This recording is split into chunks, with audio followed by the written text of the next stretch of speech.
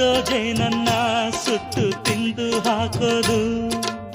ನರಮನುಷ್ಯ ಕಲಿಯಲ್ಲ, ಒಳ್ಳೇದು ಉಳಿಸಲ್ಲ, ಅವನಡಿಯೋ ದಾರಿಲಿ ಗರಿಕೇನು ಬೆಳೆಯಲ್ಲ. ಚಿಲಿಪಿಲಿಗಳ ಸರಿಗಮ ಕಿವಿಯೊಳಗೆ, ನೀರಲೆಗಳ ತಕಧಿಮಿ ಎದೆಯೊಳಗೆ.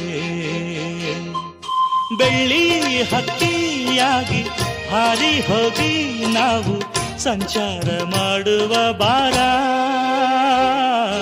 ಆಕಾಶದಾಗ ಯಾರು ಮಾಯಗಾರ,